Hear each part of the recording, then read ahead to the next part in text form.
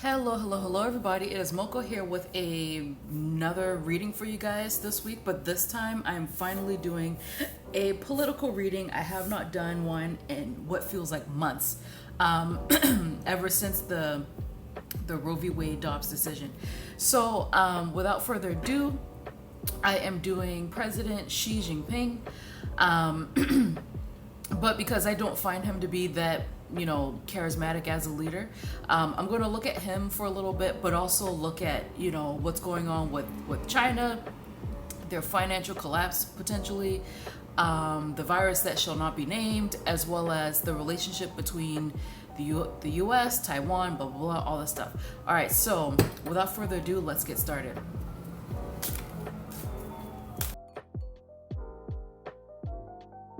So, like I mentioned earlier, I don't find that Xi Jinping has that much of a presence as a leader, honestly. But I will look at his personality and his shadow, and I'm also interested in his ideas of governing. Like, what does it mean to him? So, let's go. Xi Jinping.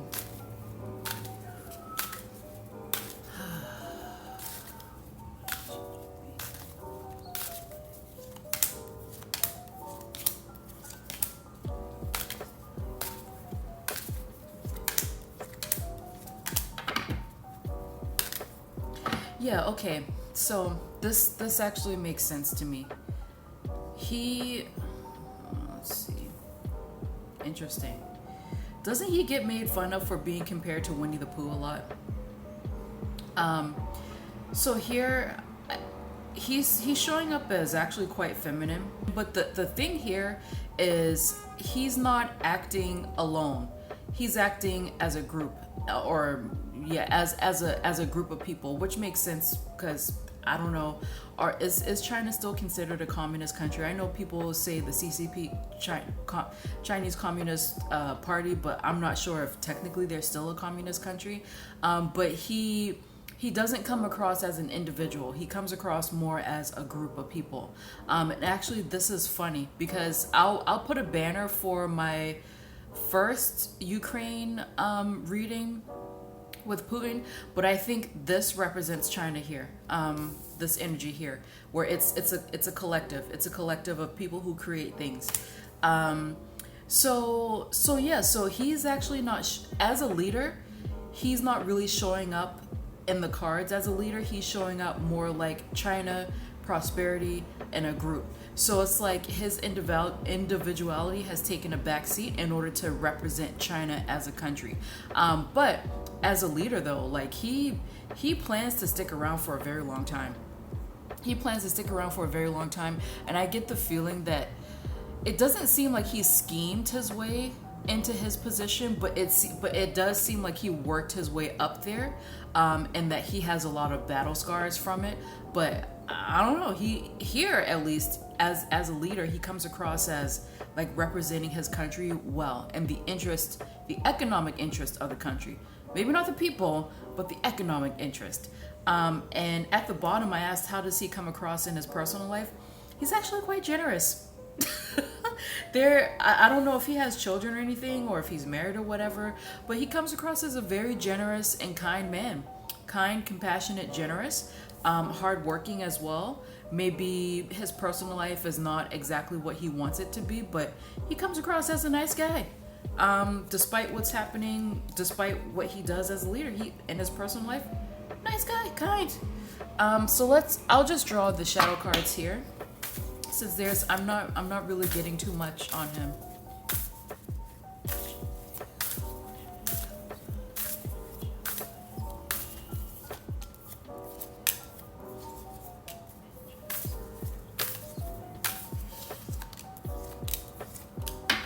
Okay.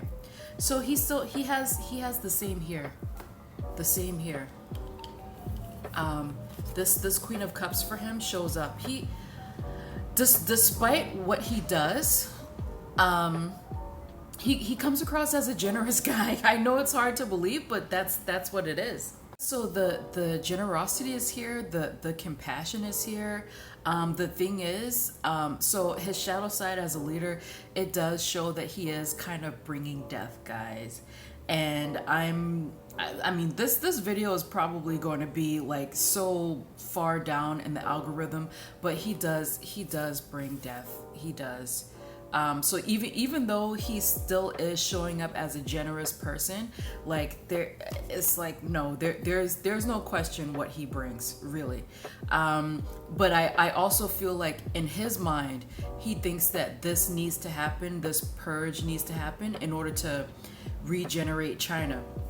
The sad thing is that so his first instinct is to be a compassionate person, but the sad thing is that he's more worried about China's economy, China's economic stability. So he's willing.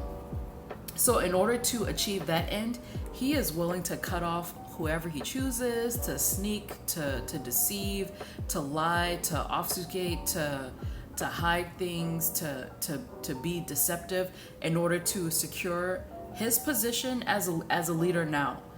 In order to secure his position as a leader, but also to secure the financial prosperity of China.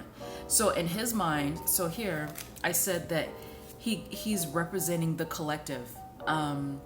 In his mind, he feels like what he's doing is what's best for the country, but I don't know, guys. Whenever this type of energy shows up, that's not a good thing. That's not a good thing. So his shadow side, like this compassion is still here.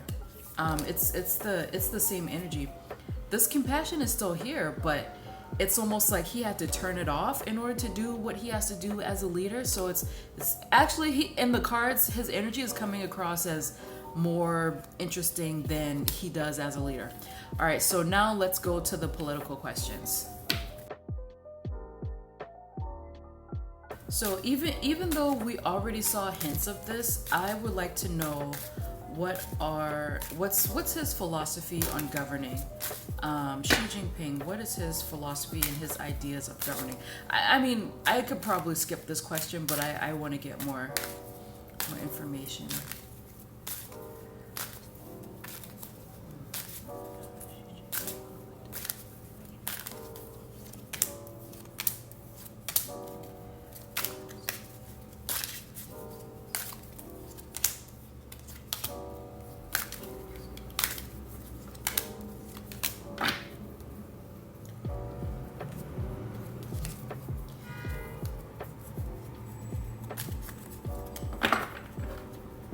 No, this is, let me fix this.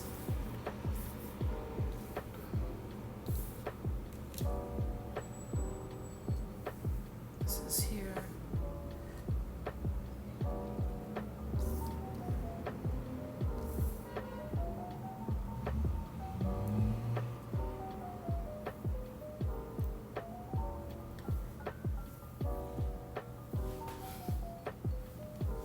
So I actually shuffled these very well.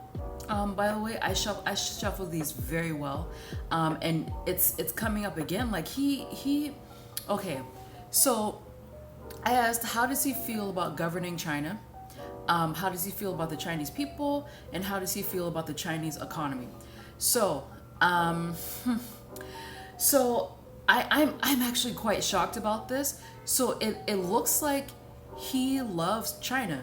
He loves the Chinese people, but it's like he's just the way that he has to behave as the leader of China. It's almost like he's disappointing himself. So he loves his country. He absolutely adores his country, and he's. This is so weird, but he's actually a nice guy. They're showing that he's actually a nice guy. Like he's somebody who would be a great grandpa, but like just the way that he has to behave in order to be the leader of China, he doesn't like it. So this is hella interesting. And when I ask him about the Chinese people, this is the generosity here. Like he actually loves Chinese people. He loves his people. And he wants China itself and the citizens to be prosperous. But then when I asked how does he feel about the Chinese economy, it's slowing down. So he wants to be generous, but there are roadblocks to this. there are a lot of roadblocks to this, and he's he's trying to adopt this sort of hard line way of seeing things. But look at this, it's difficult for him. He's like, is he like a water sign? This feels like he could be a Pisces or a Cancer, not Scorpio, a Pisces or a Cancer. So this is naturally him. He's very compassionate, highly emotional, very generous. He connects with people, but in order to lead the country to prosperity like he wants to, he has to adopt this sort of hard line way of being, this hard line stance that can be quite cruel and kind of stingy. He doesn't like it. He doesn't like it. He wants to show his love to the people and to the country, but it's like, in order for China to be I think he wants China to be number one in terms of economy. Same thing with Putin. In order to be that way, he had to adopt this style of governing. He doesn't like it, but he's like, this is the only way to be in order to make money for the country. So hella interesting. I didn't think that this would amount to much, but I'm glad I asked. So now I want to ask the energy of the country, because I do understand that they're going through so many lockdowns, all this control, and I think their housing is crashing, something like that, and some people can't get their money out of banks. So I will ask about China's energy as well as finances. So what's going on with energy of China as a country?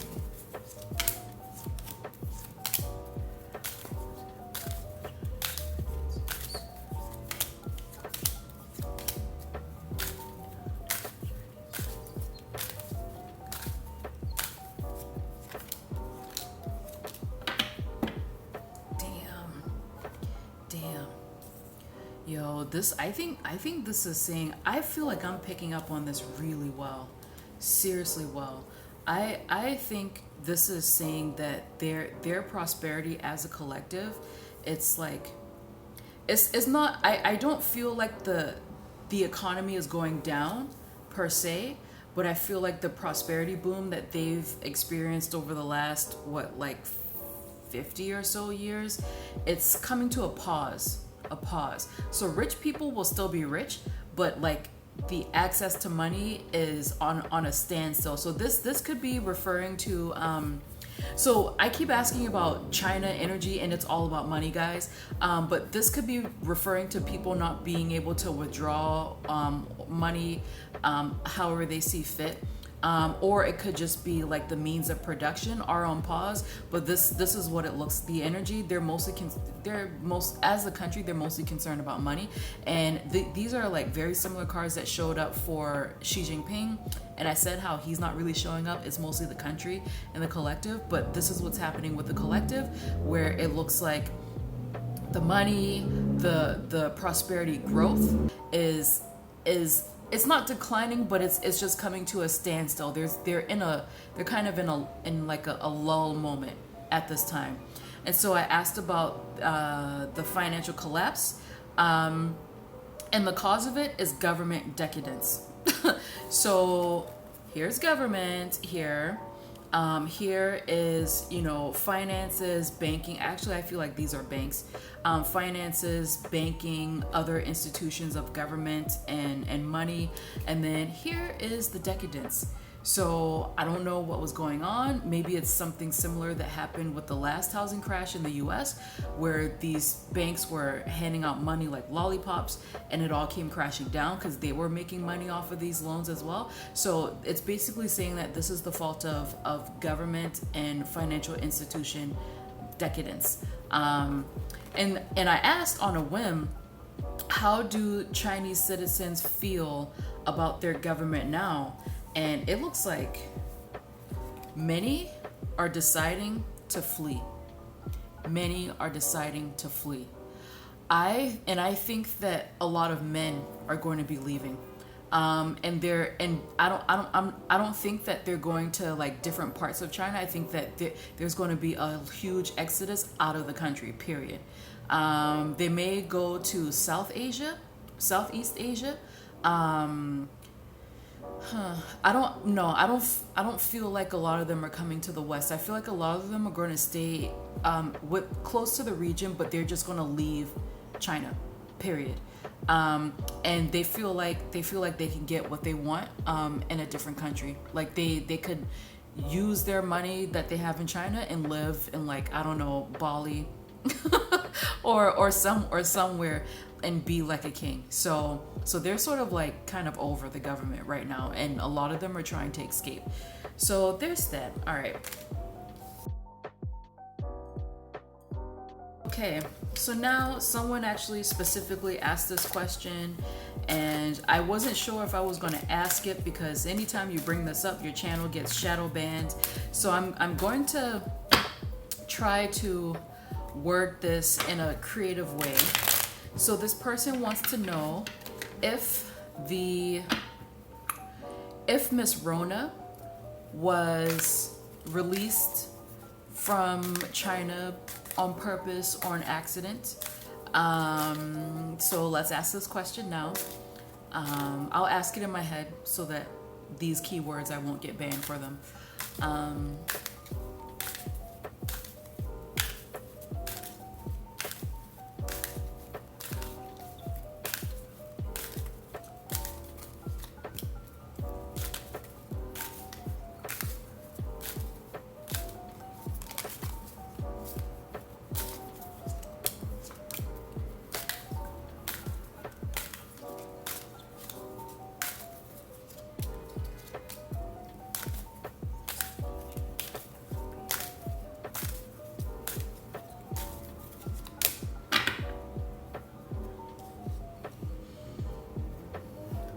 Well,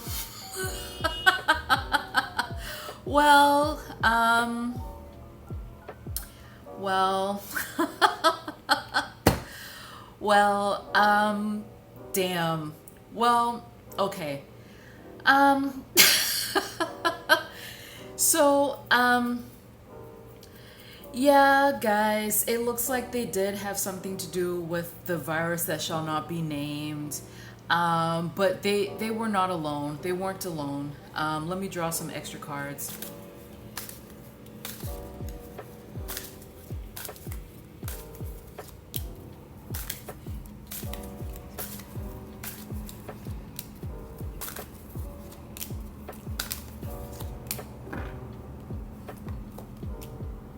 Okay. Okay.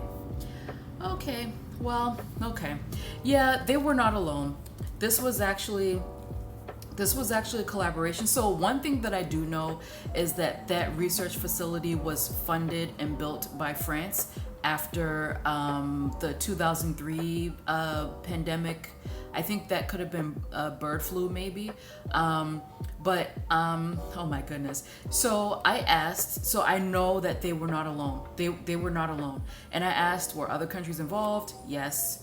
And I asked, okay, so what about the US? Direct partners. What about Europe? Europe gave money. And what about Canada? I don't think Canada was involved as people think, but it was a collaboration between America and Europe. America partnered with that lab. Let me just say allegedly for entertainment purposes only, because I'm not trying to be sued. I'm not trying to get my channel yanked like it almost was last year. But America partnered directly with that lab and Europe funded it. So there it is. So when I asked if it was leaked versus it was released on purpose, it was not released on purpose. It was a leak. It was a leak. And the thing is people were just careless. They were careless. And I asked if this information is going to be released publicly on a grand scale. Hell no. No. The people allegedly, if anyone tries to come out on a large scale, so there have been information on small scale, little documentaries on YouTube that you can't really see anymore 2 years later. But if anyone of importance tries to come out with this information, they're going to get ganked before that happens. Ganked. You see this guy, right? You see he's dead. So that's basically what they're saying. Like, no, people would rather governments would rather people be silenced permanently before it comes out on a large scale. So if anyone thinks that it's like, you know, like the Wuhan flu, no, it's more like Wuhan, America, Europe flu. So there's that. So next, I want to see like the relationship between the European Union, North Korea, Russia, and the African continent, as well. And I also want to look at the Caribbean because I know that they're expanding in the Caribbean as well as all over Africa. So let's see. I'll just ask for 2 cards.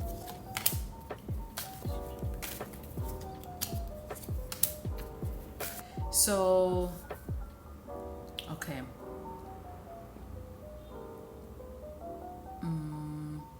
So this is, oh shit. Oh, sorry about that. This is the EU, North Korea, Russia, African continent, and the expansion on, no, actually I think these are backwards. Sorry about that. The expansion in the Caribbean. So, like, it's quite clear why. So basically what I asked is what is China's current relationship to these regions and what will it be like in 5 years. So it's no wonder why the current relationship to most of these regions are quite negative. So Europe, there's just a lot of loss here. That could be money. And then Russia or North Korea, I don't know what's going on here. I'm not convinced that Kim Jong-un is still Kim Jong-un. So they could be having poor relations with the sister, if she's still around. And then this is Russia, where they're basically battling it out. Not against Russia, but with Russia. So this is more like a camaraderie here, but like it's kind of worn. And then in the African continent, here's this again. I think this has more to do with finances. And interestingly enough, when I asked about Caribbean expansion, it's almost like they want to be like overlords of the Caribbean. But I also feel like this kind of got mixed in with the African continent. So it's almost like they feel like they can kind of colonize these places. That's what they want. And in 5 years, it looks like the relationship with the EU will be much better. They'll be on a better path. They'll be offering new things. North Korea, it's going to get worse. Russia, they're going to be helping Russia out, probably with their banking systems, since Russia has been banned from SWIFT, I think. So that's going to be pretty positive. They're going to have new trade systems with them, probably with BRICS. And the African continent, I feel like they're still going to be there, but I think the African continent is going to like try to not exactly ice them out, but make expanding there harder than it is right now. And funny enough, for the Caribbean, this is going to blow up in their faces. I mean, this is tower energy, so you can't really tell exactly what's going to happen with it, but their expansion in the Caribbean, for whatever reason, that's going to blow up in their face. It's going to blow up in their face. But you know, let me see what exactly, or this could be another freaking war. I'm going to ask about Taiwan. This could be another freaking war. What's going to happen to China in 5 years? No, so China's going to be fine in 5 years. These are really great cards, actually. Their finances are going to stabilize, but something in the Caribbean, it's not positive. It's not positive.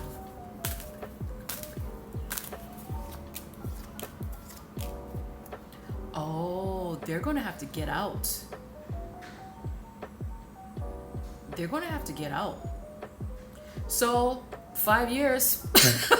If my channel's still here, knock on wood, 5 years, I guess you're going to be seeing an exodus of Chinese people, or it's also possible that a lot of Chinese citizens are going to escape mainland China to go to the Caribbean, which would be a disaster for the Caribbean. So let's keep an eye on that. Keep an eye on that.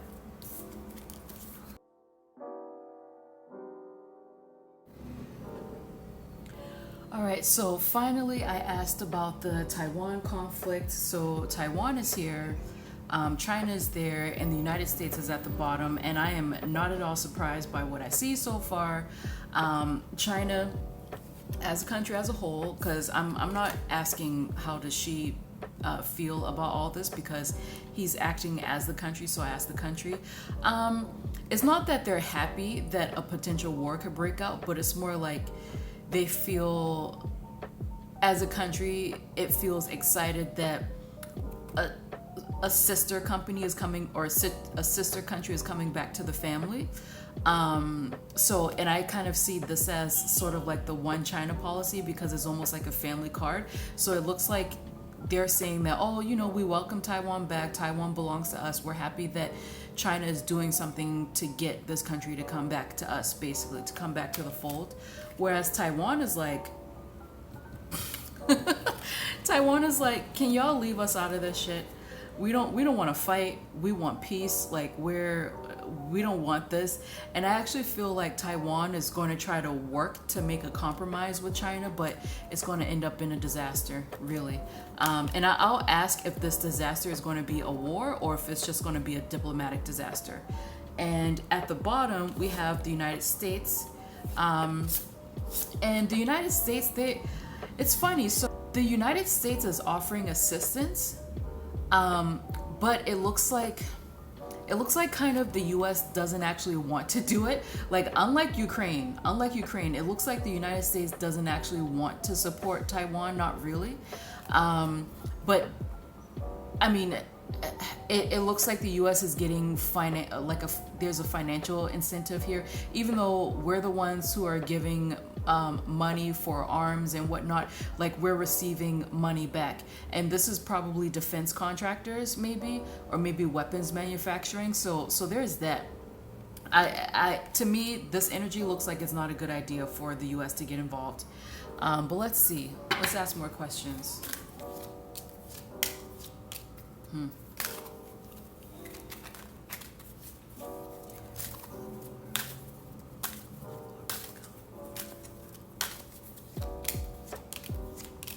Interesting.